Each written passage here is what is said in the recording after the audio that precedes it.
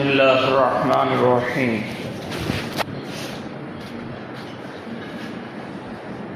الحمد لله رب العالمين والعاقبة للمتقين والصلاة والسلام على رسول الله صلى الله عليه وسلم وعلى آله وأصحابه أجمعين أما بعد பெருந்திற்குரிய ஜமாத்தார்களே, அல்லாஹ்வின் நல்லடியார்களே, இன்றோடு திருக்குர்ஆனிலே கிட்டத்தட்ட 8.25 ஜுஸுகள் நிறைவடைந்து விட்டன. பெரிய சூறாவாக இருக்கக்கூடிய சூரத்துல் ஆராஃப் அது இன்று முழுமையாக ஓதி முடிக்கப்பட்டது. ஆரம்பத்திலிருந்து நாம் உங்களிடத்தில் சொல்லக்கூடிய விஷயம் இதுதான்.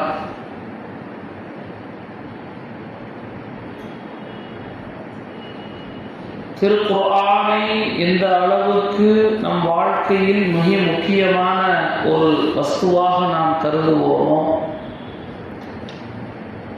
அந்த திருக்குர்ஆன் நமக்கு எல்லா வகையான விஷயங்களையும் கற்றுக் கொடுக்கக்கூடியதாக இருந்து கொண்டிருக்கிறது.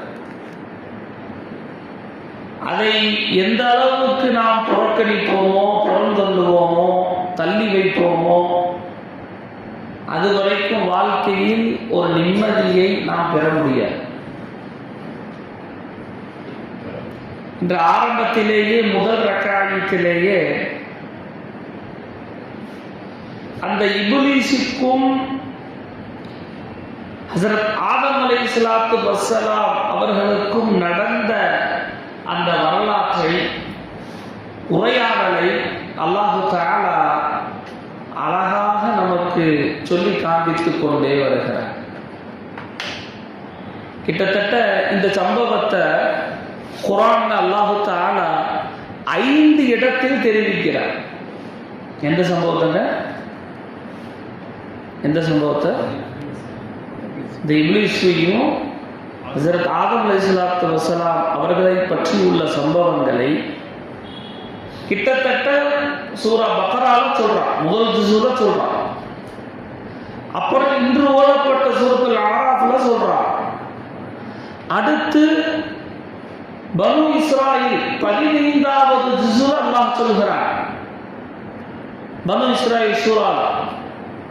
அடுத்து சூரத்துல் கஹ்ஃப்ல அல்லாஹ் சொல்கிறான்.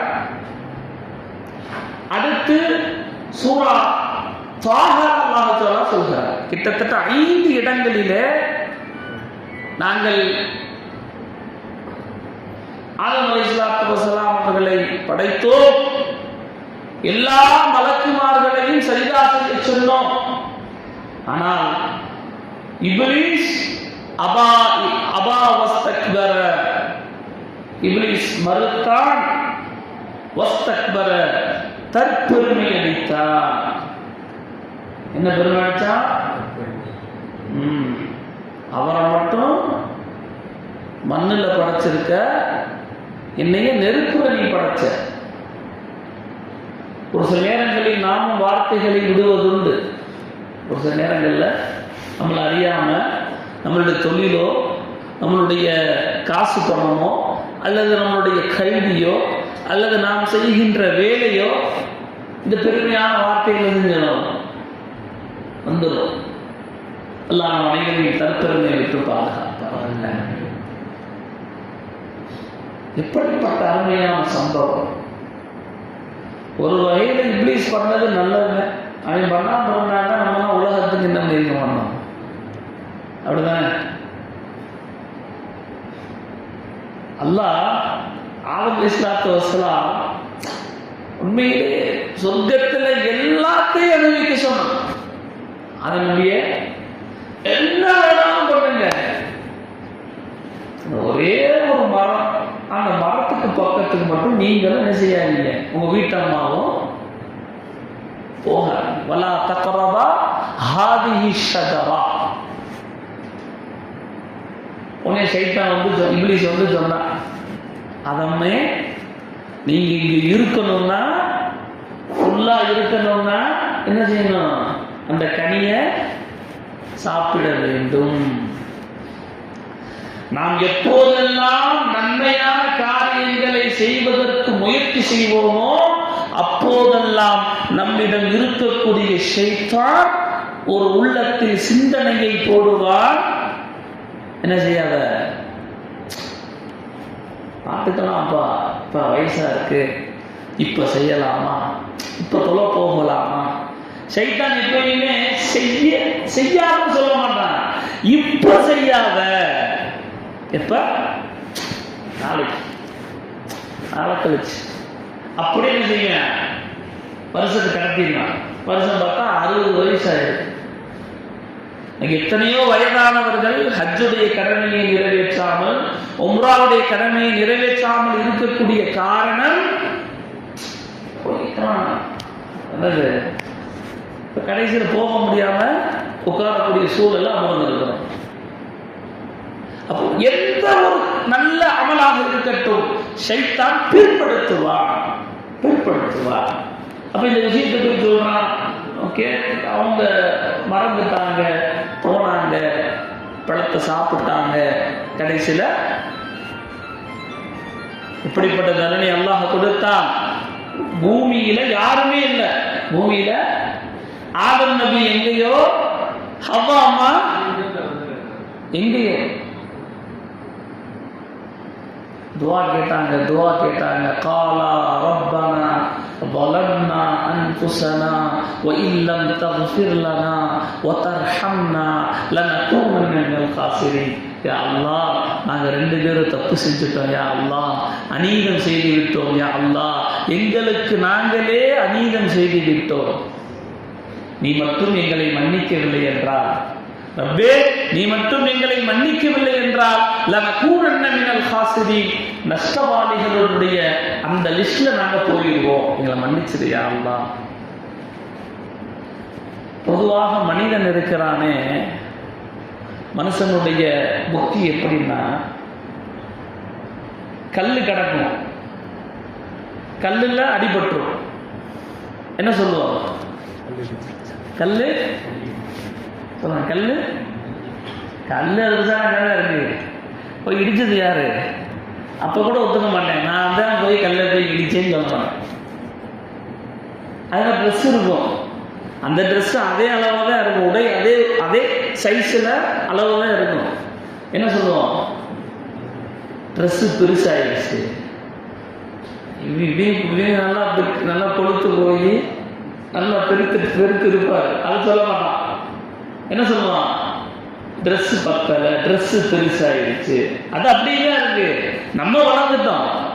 அப்ப மனிதன் தன் தவறை ஒப்புக்கொள்வதில்லை. ஆனால் ஆதம் அலைஹிஸ்ஸலாத்து வஸ்ஸலாம் செய்த அந்த துஆவில ரப்பனா வலன்னா அன்ஃபுஸனா, யா அல்லாஹ் எங்களுக்கு நாங்களே அநீதம் செய்து விட்டோம் யா அல்லாஹ், நாங்களே எங்களுக்கு தப்பு பண்ணிட்டோம், இந்த தப்பை நாங்கள் செஞ்சிருக்க கூடாது, செஞ்சிட்டோம், எங்களை மன்னிச்சிரு யா அல்லாஹ். வைலம் தஃபிர்லனா வதர்ஹம்னா, உன்னுடைய மக்ஃபிரத்தும் உன்னுடைய ரஹ்மத்தும் இல்லையெனில் லனகூனன்ன மினல் காசிரீன், நாங்கள் எல்லாம் நஷ்டவாளிகளாக ஆகிவிடுவோம் யா அல்லாஹ். அப்ப இதிலிருந்து நமக்கு என்ன உணர்வு? தன் தவறை நாம் உணர்ந்து கொள்ள வேண்டும். ஒரு இடத்துல தப்பு செஞ்சு மாட்டிக்கிட்டோமா, ஆமாங்க தப்பு பண்ணிட்டேன், மன்னித்து விடுங்க. நான் எப்படி மன்னிப்பு கேட்கிறது? நான் யாரு தெரியுமா? அந்த நான் என்ற வார்த்தை நம்முடைய எல்லா அமல்களையும் ஒன்றுமில்லாமல் ஆக்கிவிடுகிறது. தவறு செய்து விட்டேன். அப்ப இந்த சம்பவங்கள் அல்லாஹ் தஆலா 5 இடங்களிலே கூறுகிறார். எவ்வளவு முக்கியமான ஒரு சம்பவம் நம் வாழ்க்கை. இது இன்ஷா அல்லாஹ் உணர்ந்து கொண்டு நம் வாழ்க்கையில் நாம் செய்கின்ற தவறுகளை அல்லாஹ்விடத்திலே சொல்லி துஆல கேட்கும்போது நாம் சொல்லணும். அறிந்தோ அறியாமலோ, தெரிந்தோ தெரியாமலோ, ரகசியமாகவோ பகிரங்கமாகவோ, இரவிலோ காலையிலோ மாலையிலோ, தனியாகவோ கூட்டாகவோ, செய்த எல்லா பாவங்களையும் மன்னித்து விடுகிறார். ரப்பிட்ட இப்படி சொல்லி துவா கேட்கணும். இன்ஷால்லா அவ்வளோதான். 6 நோம்பு முடிஞ்சிருச்சு. 7வது தராவி எப்படி ஆரம்பிக்குதுன்னு தெரியாது. 6 நோம்பு 7வது. அடுத்து மக்ஃபிரத்துடைய நோன்பு வருகிறது.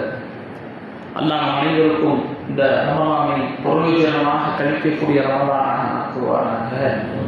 நம்மளுடைய தவறுகளை பாவங்களை சொல்லி சொல்லி ரப்பிடத்திலே அழுது அழுது அந்த பாவத்திற்கு மன்னிப்பு பெற்று தௌபா செய்யக்கூடியவர்கள் அல்லாஹ் நம் அனைவரையும் ஆக்குவானாக.